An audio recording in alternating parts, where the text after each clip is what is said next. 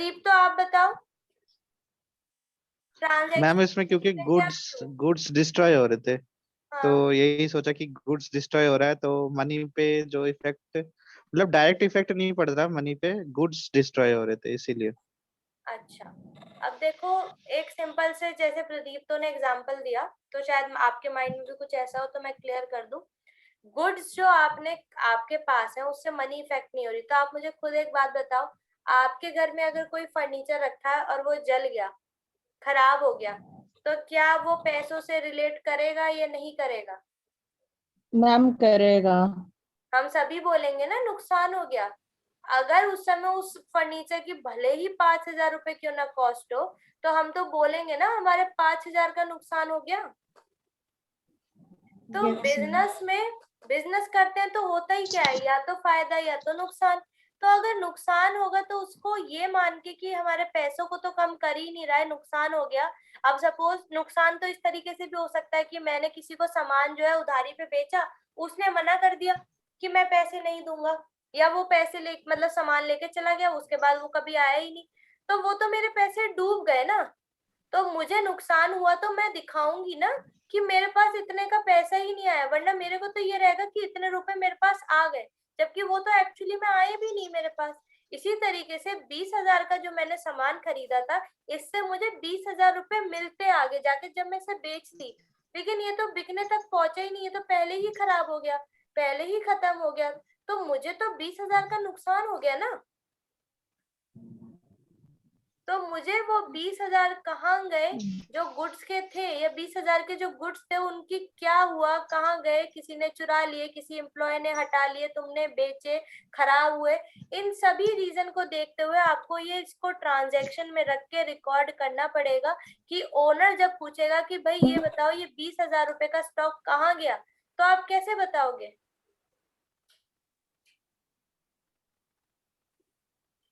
Last है आपका received interest from bank. आपने बैंक से आपको इंटरेस्ट मिला तो ऑब्वियस है आपके लिए ट्रांजैक्शन। यहाँ तक सभी को क्लियर है? किसी को कोई डाउट तो नहीं है ट्रांजैक्शंस और इवेंट में? No ma'am. चलिए आगे देखते हैं। कल मैंने आप लोगों को फर्स्ट ही मैंने आपको समझाया था लास्ट क्लास में कि बुक कीपिंग और अकाउंटिंग क्या होती है। The recording part of any transaction is called book keeping. तो जब सिर्फ आप रिकॉर्ड करते हो ट्रांजेक्शन्स जो है, उन सभी को जब बस रिकॉर्ड करते हो तो वो बुक कीपिंग होती है। जैसे कि in the first example, recording of receipts from father, auto fair, buying movie tickets, payments of restaurant bill in a systematic manner is book keeping. तो जितनी भी ट्रांजेक्शन हुई थी उनको रिकॉर्ड करने तक का काम आपका बुक कीपिंग का होता है। And finding out the result after recording the transactions is accounting.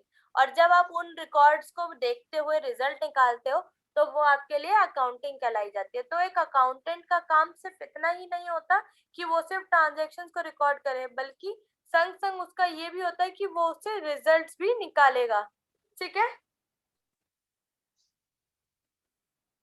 Yes ma'am. अब अकाउंटिंग में जब मैं बोल रही हूँ कि वो रिजल्ट निकाल के देगा, तो वो रिजल्ट किस तरीके के निकालेगा, या क्या निकालेगा और क्यों निकालेगा, ये भी तो एक क्वेश्चन है कि रिजल्ट निकालने ही क्यों है।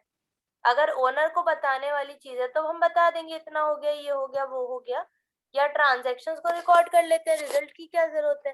तो रिजल्ट निकालने की जरूरत इसलिए है क्योंकि आपके बिजनेस में सिर्फ ओनर या सिर्फ एम्प्लॉय ये सभी लोग नहीं है, और भी जने होते हैं जो आपके बिजनेस में इन्वॉल्व होते हैं, जिनका कुछ ना कुछ हिस्सा उससे रिलेट करता है आपके बिजनेस से। कौन है वो? तो यहाँ पे नेक्स्ट क्वेश्चन है कि व्हाई अकाउंटिंग। अभी तो ये समझ गए अकाउंटिंग करते किससे है, ट्रांजैक्शन से, लेकिन करते क्यों है अब वो समझ लेते हैं। Accounting enables a business to maintain complete and orderly prepared records of economic events. तो देखो अकाउंटिंग क्या कहता है, किसी भी बिजनेस को उसकी रिकॉर्ड्स को एक प्रॉपर तरीके से रिकॉर्ड करने के लिए by the way of preparing books, तो एक प्रॉपर रिकॉर्ड्स को मेंटेन करने के लिए while facilitating the information for various stakeholders. मतलब अपने जो भी आपकी ट्रांजैक्शंस हैं, जो भी आपकी इकोनॉमिक इवेंट्स हैं, अब यहाँ पे ये कंफ्यूज मत होना कि यहाँ पे तो इवेंट्स लिखा है तो हम इसको क्यों रिकॉर्ड कर रहे हैं। इवेंट्स के आगे एक और वर्ड लिखा है इकोनॉमिक। इकोनॉमिक मतलब जो भी मनी वैल्यू से, मार्केट वैल्यू से रिलेट करता है वो इकोनॉमिक आपका कंसिडर किया जाता है। तो वो इवेंट जो कि आपके इकोनॉमिक इवेंट्स होंगे वो ट्रांजैक्शंस ही बोली जाएंगी। तो इकोनॉमिक इवेंट्स या ट्रांजैक्शंस को प्रॉपर्ली रिकॉर्ड करना उनको इसलिए इम्पोर्टेंट है ताकि वो इंफॉर्मेशन प्रोवाइड कर सके स्टेक होल्डर्स को। अब स्टेक होल्डर्स क्या होते हैं? तो स्टेक होल्डर्स और share holders, share market, share से कंफ्यूज मत होना। शेयर मतलब वो नहीं है जो आप सुनते हो शेयर मार्केट वाला। यहाँ पे स्टेक होल्डर्स में स्टेक का मतलब है कि जितना किसी का कोई भी परसेंट अगर इंटरेस्ट है, जैसे कि अगर सपोज अगर मैं किसी क्लास में अगर मैं पढ़ रही हूँ और जो भी क्लास में फर्स्ट आता है, ठीक है, जो भी क्लास में फर्स्ट आता है मुझे उसके मार्क्स में इंटरेस्ट है, जबकि ना तो मैं उसके हिस्से की पढ़ाई कर रही हूँ ना उसके हिस्से के एग्जाम दे रही हूँ, लेकिन मुझे इंटरेस्ट है। क्यों? ताकि मैं कंपेयर कर सकूं अपने मार्क्स उसके मार्क्स से कंपेयर कर सकूं, तो मुझे उसके मार्क्स में भी इंटरेस्ट होगा।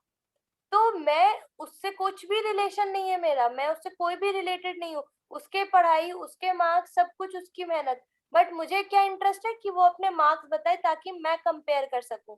तो ऐसे ही हमारे बिजनेस में सब कुछ करना धरना सब हमारा है, लेकिन हमारे बिजनेस में बहुत से ऐसे लोग होते हैं जिनका कुछ ना कुछ परसेंट उसमें इंटरेस्ट होता है कि वो उसको कर उससे कुछ भी कंपेयर करके इंफॉर्मेशन को जज कर सके। अब क्या होता है वो देख लेते हैं।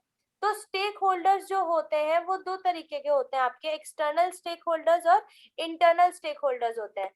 ठीक है, अब एक्सटर्नल कौन से होते हैं? जो कि कंपनी के बाहर के होते हैं, जो कंपनी से रिलेट नहीं करते। इंटरनल स्टेक होल्डर्स वो होते हैं जो कंपनी से रिलेटेड है, कंपनी के अंदर जो भी वर्किंग हो रही है, जो भी काम हो रहा है वो इनकी वजह से होगा, जो इंटरनल स्टेक होल्डर्स है।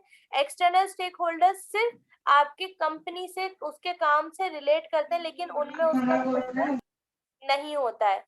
क्लियर है सभी को? क्या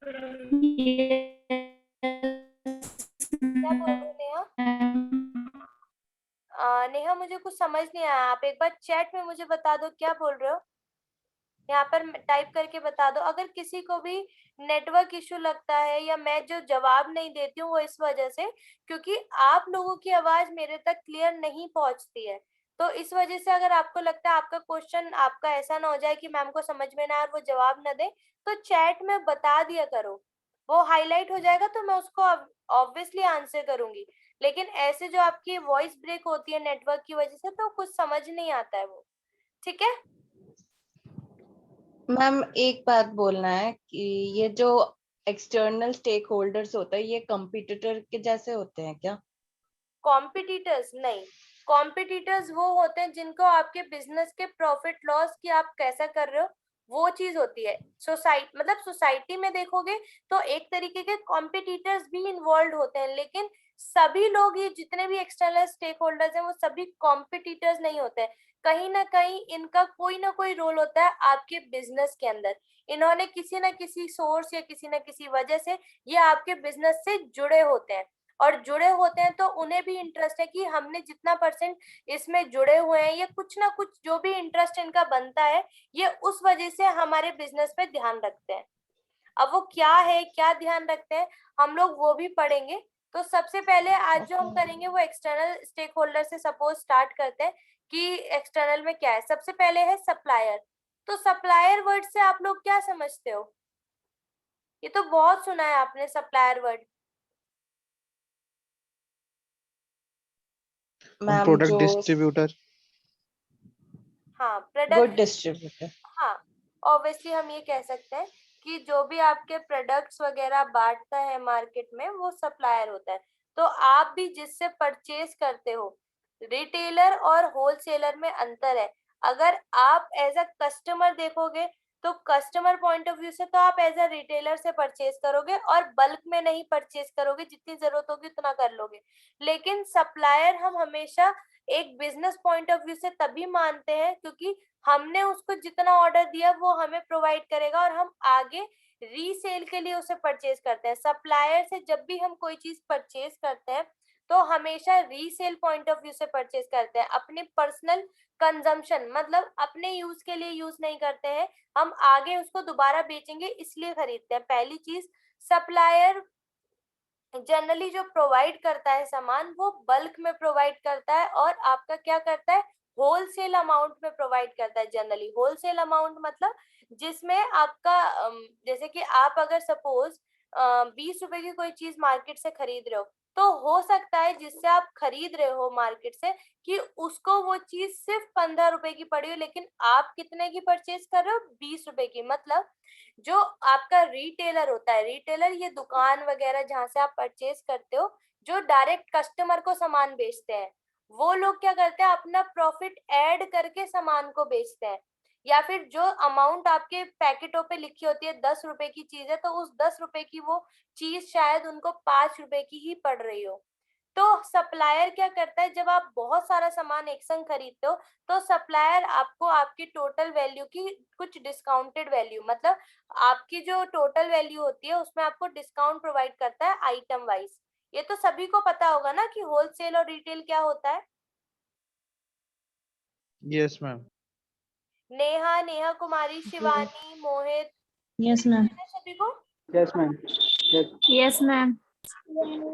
तो सप्लायर वो इंसान होता है जो आपके बिजनेस में गुड्स सप्लाई करता है, लेकिन इसको आपके बिजनेस में क्या इंटरेस्ट है, इसको आपके बिजनेस में ये इंटरेस्ट है कि जब आप किसी से परचेज करते हो खूब सारा सामान, तो एक ही बारी में पेमेंट कर देते हो क्या? नहीं मैम, कभी हाँ। कभी नहीं होता है वो, ऑब्वियसली अगर आप बिजनेस चला रहे हो क्रेडिट तो बेसिस पे ले जाते हैं। आप क्या कोशिश करोगे कि आपके पास कैश रहे, आपके पास ज्यादा से ज्यादा कैश अवेलेबल रहे, धीरे धीरे करके आप उसको स्पेंड करो, है ना। शुरुआत में या daily normal point of view से भी देखोगे तो आप अपने पास कैश को सिक्योर करके रखना चाहोगे।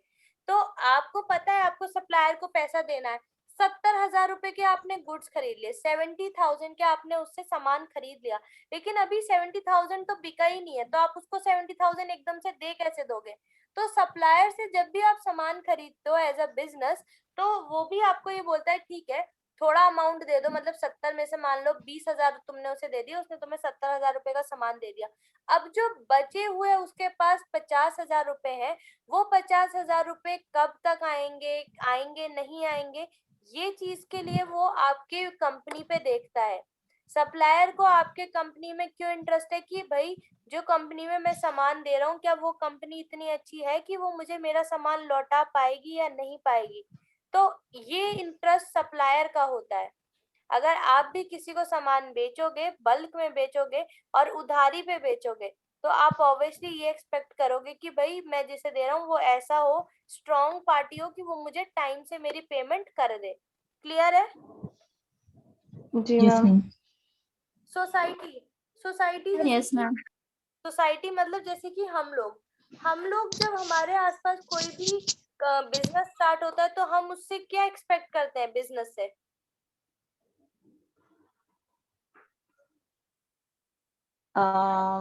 मैम मैम गुड हमारा प्रोडक्ट। हाँ मतलब प्राइसिंग सही हो कि हम ले पाए उस चीज का, जैसा प्रोडक्ट है उसके बेसिस पे प्राइस हो। हाँ, ऑब्वियस है, हम सबसे पहले तो ये एक्सपेक्ट करते हैं कि जो प्राइस हो वो आपके मतलब प्रोडक्ट के अकॉर्डिंग हो। सबसे पहला एज अ सोसाइटी, अगर मेरी बिजनेस है, तो अगर मैं सोसाइटी के स्टेक के बारे में सोचूंगी, सोसाइटी के बारे में सोचूंगी, तो मैं क्या क्या चीजें ध्यान में रखूंगी कि जो मैं उसको सामान प्रोवाइड करा रही हूँ मार्केट में वो अच्छा होना चाहिए, कस्टमर को सेटिस्फाई करना चाहिए। कस्टमर्स को सेटिस्फाई नहीं करेगा तो सोसाइटी खुश नहीं रहेगी, सोसाइटी खुश नहीं रहेगी तो आप भी कोई भी इनकम जनरेट ही नहीं कर पाओगे, क्योंकि सोसाइटी ही आपसे अगर खुश नहीं है तो वो ना तो परचेज करेगी ना दूसरों को करने ही देगी। ठीक है। सेकेंडली, सोसाइटी में क्या इम्पैक्ट पड़ता है कि अगर आप किसी सोसाइटी में वर्क कर रहे हो, तो आप वहाँ के रूल्स, वहाँ के रेगुलेशंस, वहाँ के कल्चर्स, उन सभी को भी फॉलो करो। अगर आप कहीं वर्क करने जाते हो तो आप एक्सपेक्ट नहीं करते हो कि हम अगर यहाँ पे ऐसा होता है तो हमें भी ऐसा ही करना पड़ेगा, चाहे वो हमारे यहाँ ना होता हो, लेकिन जिस सोसाइटी में आप बिजनेस स्टार्ट करो वहां ऐसा होता है तो आपको भी वो करना पड़ेगा, ताकि आप उन्हीं का पार्ट लगो। आप कभी भी एक भीड़ में अलग चल के नहीं रह सकते हो। जब आपको बिजनेस ही वही करना है, वरना क्या होगा, वो आपको वो ही नहीं करेंगे, रिस्पेक्ट ही नहीं देंगे, या आपको कंसिडर ही नहीं करेंगे। तो आपको भी उन्हीं का पार्ट बन के उनके तरीके से ही रहना होगा। तो किसी भी सोसाइटी में जब बिजनेस स्टार्ट होता है तो आपको मेन ध्यान देना होता है कि कस्टमर्स आपके सेटिस्फाइड होने चाहिए। जितने कस्टमर सेटिस्फाइड होंगे उतने ही कस्टमर्स और बनते चलते हैं, तो मार्केट में अच्छी रेप्यूटेशन बनती चलेगी। थर्ड और फाइनल उसका क्या इंटरेस्ट होता है किसी भी सोसाइटी का, कि अगर कोई बिजनेस शुरू हुआ है तो वो एम्प्लॉयमेंट अपॉर्चुनिटीज दे, आपको क्या दे, रोजगार का कोई ना कोई वो आपको ऑप्शन प्रोवाइड करे, कि आपको जॉब वगैरह दे या किसी भी तरीके की सर्विस इस तरीके से कि वो अर्न कर सकें।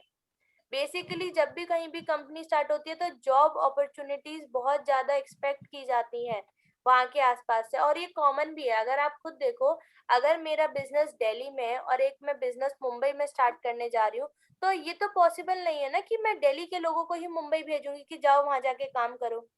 जब मैं मुंबई में स्टार्टअप कर रही हूँ तो मैं मुंबई के लोगों को ही तो हायर करूंगी ना। जी मैम। तो सोसाइटी इसलिए भी इंटरेस्टेड होती है कि अगर मैं किसी जगह काम कर रहा हूँ तो वो कंपनी कैसी है, अच्छी है या नहीं है, उसकी मार्केट में रेप्यूटेशन कैसी है, वो डिपेंड करती है। चलिए आप लोग बताइए मुझे कि गवर्नमेंट को क्यों इंटरेस्ट होगा। सुजाता बस आप मत बताना, बाकी सब बताएंगे कि गवर्नमेंट को क्या इंटरेस्ट होगा। मैम टैक्स में। अच्छा नेहा आप बताओ, नेहा गोस्वामी।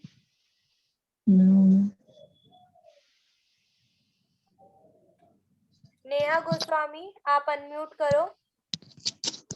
हाँ आप बताओ। Yes ma'am. हाँ बताओ।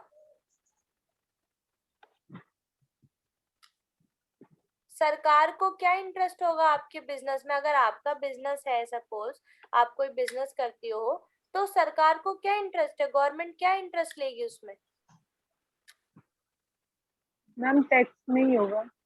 हाँ बिल्कुल यही है, सभी का यही होना चाहिए कि टैक्स का इंटरेस्ट है उसको। आप जो भी अपनी अकाउंटिंग बना रहे हो वो सही बना रहे हो या नहीं बना रहे हो, जितना पैसा आ रहा है जितना जा रहा है वो सही से दिखा रहे हो या नहीं दिखा रहे हो। गवर्नमेंट को बस उतना ही इंटरेस्ट है कि गवर्नमेंट का लॉस ना हो, कि आप दिखा कम रहे हो और कम दिखाने के चक्कर में टैक्स भी कम पे कर रहे हो, जिससे गवर्नमेंट के पास भी पैसा कम पहुंच रहा है। तो इसी वजह से गवर्नमेंट को भी इंटरेस्ट होता है कि आप सही से दिखाओ। ठीक है। देन नेक्स्ट है क्रेडिटर्स। क्रेडिटर्स कौन होते हैं, वो लोग जिन्होंने अपना पैसा बिजनेस में लगा रखा है। अब क्रेडिटर और ओनर, ओनर भी तो वही है जिसने आपका पैसा लगा रखा है बिजनेस में। तो ओनर और क्रेडिटर में क्या डिफरेंस होता है, ओनर आपका वो है जो पैसा तो लगाएगा ही, लेकिन अगर पैसा डूब भी गया, बिजनेस बंद भी हो गया, तो उसको मतलब उसके लिए ये नहीं है कि उसे किसी को पेमेंट करनी पड़ेगी। लेकिन क्रेडिटर्स का क्या है, क्रेडिटर्स उनमें से हैं कि अगर पैसे डूब भी, वो बिजनेस डूब भी गया, उन्हें उससे कोई मतलब नहीं है, उन्हें अपने पैसों से मतलब है, पैसे दो।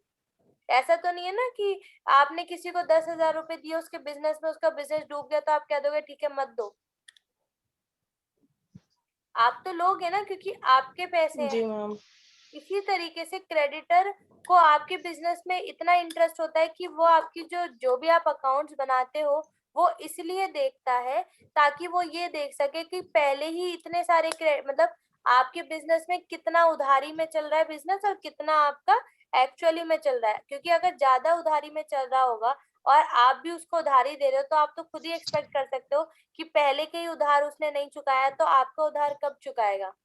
पहली चीज, अगर उसने देखा आपने कि नहीं टाइम से पेमेंट होती रहती है, कम इसके वो हैं क्रेडिटर जिसने उधार दे रखा है इसको, और पेमेंट भी अच्छी खासी, मतलब चलो उधार भी अगर ले रखा है, अगर उसके बाद भी वो आप ये देख रहे हो कि अच्छा खूब पैसा आ रहा है, अच्छी अच्छी इनकम हो रही है, तो पेमेंट हो जाएगी मेरी।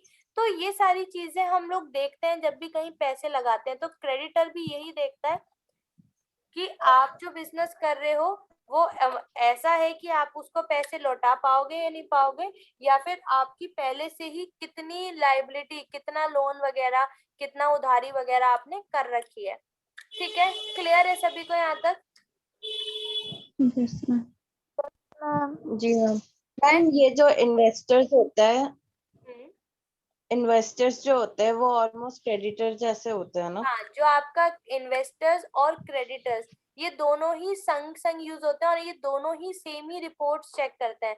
इन्वेस्टर्स भी वो लोग जो आपके बिजनेस में पैसा लगाना चाह रहे हैं, तो पैसा लगाना चाह रहे हैं अगर आपके बिजनेस में, तो वो भी पहले यही देखेंगे कि जिसमें वो पैसा लगा रहे हैं क्या ये उस लायक है कि मैं अपनी इन्वेस्टमेंट इसमें करूं, कि मेरा पैसा लगाऊं भी और डूब तो नहीं जाएगा। तो इन्वेस्टर और क्रेडिटर दोनों वही हैं कि अगर आपके बिजनेस में किसी भी तरीके का पैसा लगा रखा है तो उनको क्या इंटरेस्ट रहेगा आपकी कंपनी में। ठीक है, अब देखो जी मैम। क्योंकि हार्डली 2 मिनट्स रिमेनिंग है, तो शेयर होल्डर्स बहुत बड़ा कॉन्सेप्ट है, तो share holders, employees, managers, owners, ये हम लोग कल करेंगे। कस्टमर्स अभी समझ लेते हैं। तो कस्टमर्स का क्या इंटरेस्ट होता है कंपनी की वर्किंग में या कंपनी में, कि वो जो भी चीजें प्रोवाइड कर रही है वो रीजनेबल रेट पे प्रोवाइड कर रही है। रीजनेबल रेट के संग संग वो जो प्रोडक्ट प्रोवाइड कर रही है मार्केट में, वो मतलब अश्योरिटी है उसकी, गारंटीज हैं उसकी, वारंटीज है या नहीं है उसकी, और अगर गारंटी वारंटी है तो वो उसको पूरा कर रही है या नहीं कर रही है। सेकेंडली, अगर आप किसी से कोई भी सामान खरीद रहे हो तो वो ऐसी कंपनी ना हो कि आज है कल छोड़ के चली जाए।